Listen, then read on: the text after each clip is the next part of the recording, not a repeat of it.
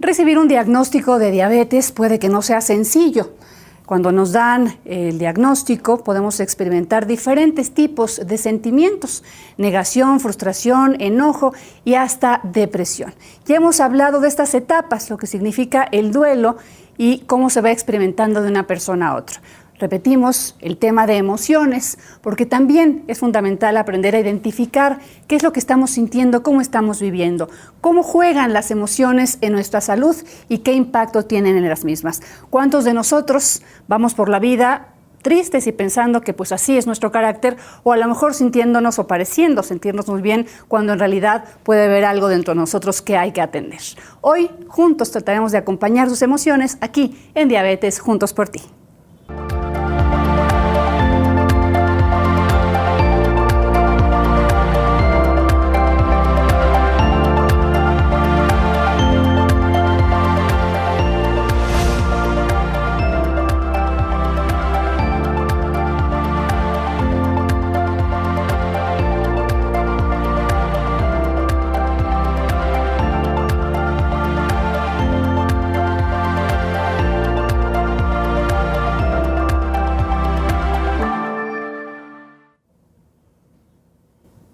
Hola, ¿qué tal? Yo soy Marta Reyes y como siempre le doy la bienvenida a Diabetes, Prevenir es Salud.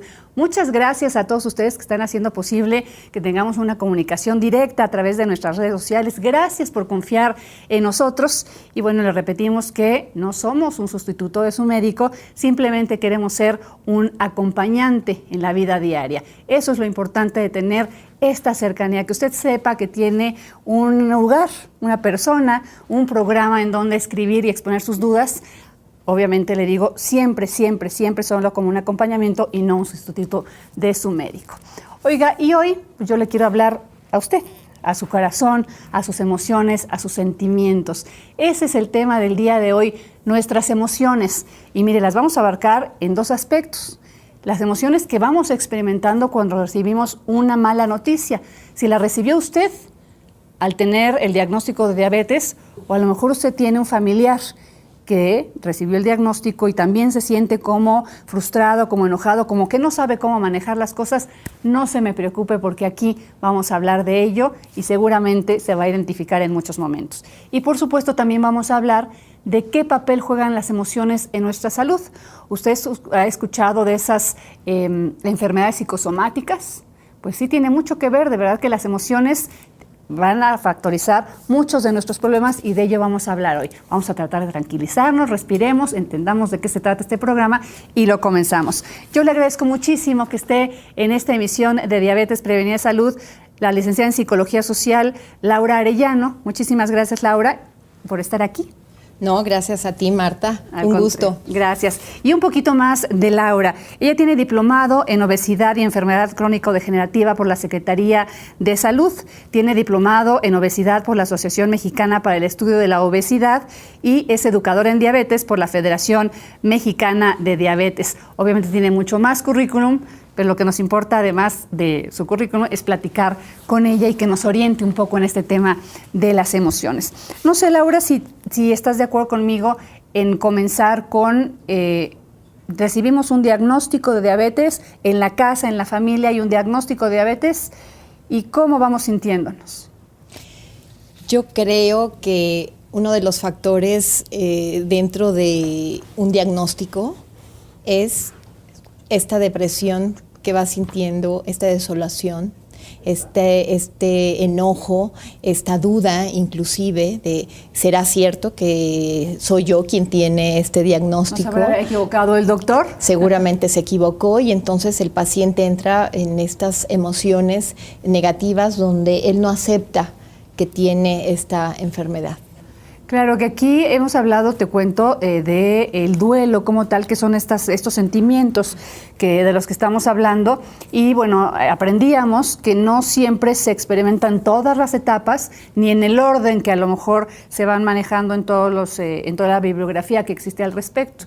Aquí lo que a mí me gustaría, Laura, es que nos ayudes a que quien nos está viendo del otro lado de la pantalla pueda identificar esos sentimientos, porque decíamos, y lo platicábamos tú y yo fuera del aire, que a veces nosotros vamos por la vida como si todo estuviera muy bien y en realidad tenemos adentro algo que nos está lastimando y algo que nos está haciendo daño. Entonces, me parece que el primer factor para poder trabajar este tema de las emociones es darnos permiso de sentir y de identificar y expresar qué estamos sintiendo.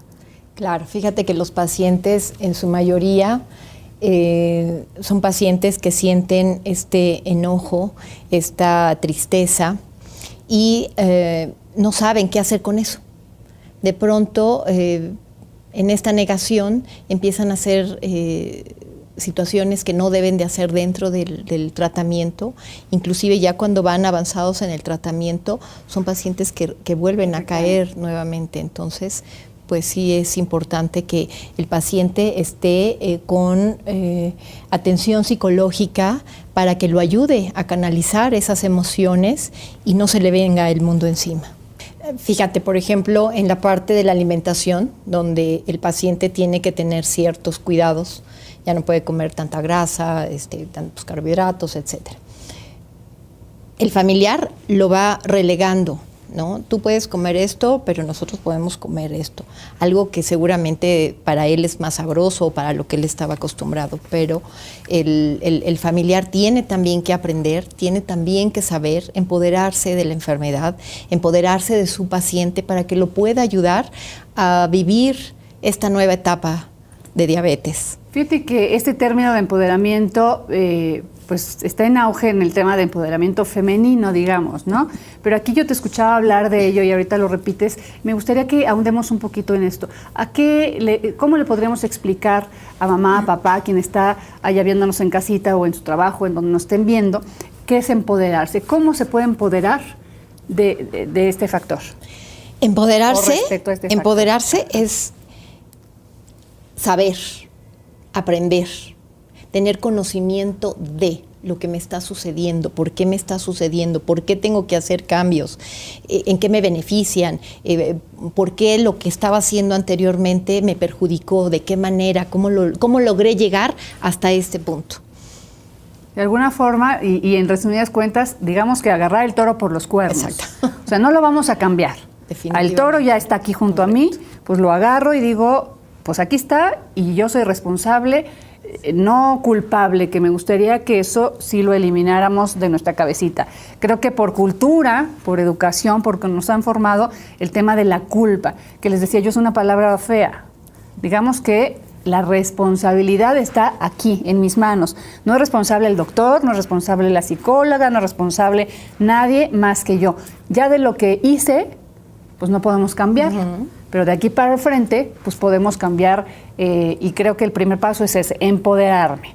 A ver, aquí está, me informo, qué hice mal, qué puedo hacer bien y mi vida y sus beneficios están en mis manos. Correcto. ¿No? Es decir, ir adquiriendo las herramientas para poder trabajar esta nueva condición de vida que tengo. El paciente es la oportunidad de vida para retomar los buenos hábitos que debimos de haber tenido desde siempre o que debemos de tener desde siempre. Es decir, no exagerar en las comidas, ser moderado, hacer ejercicio, tener pensamientos positivos, y un sinfín de cosas que se nos van adhiriendo que debimos de haberlos tenido desde siempre, pero que en algún momento nos perdimos. Y eso nos ha llevado pues a tener este diagnóstico de diabetes, ¿no? Así es. Si te parece, que yo creo que estás tocando un tema muy importante, una nueva oportunidad de vida, hay que verlo así. No, ¿por qué me pasó a mí? A lo mejor hay que cambiarlo. ¿Y para qué me pasó a mí? ¿Qué tengo o qué puedo yo tener enfrente para poder tener una mejor calidad de vida? Así que nos permite, vamos a ver esta información y regresamos, ¿sí, Laura? Con gusto, gracias. El estrés es la respuesta del cuerpo ante situaciones que exigen al individuo un sobreesfuerzo y que son percibidas como un acontecimiento amenazante. A menudo, los hechos que lo ponen en marcha son los que están relacionados con cambios y, por tanto, ponen en peligro su bienestar personal. Es un mecanismo natural que provoca reacciones físicas como un ritmo cardíaco acelerado, resequedad en la boca y tensión muscular, y la segregación de hormonas como el crisón y la adrenalina.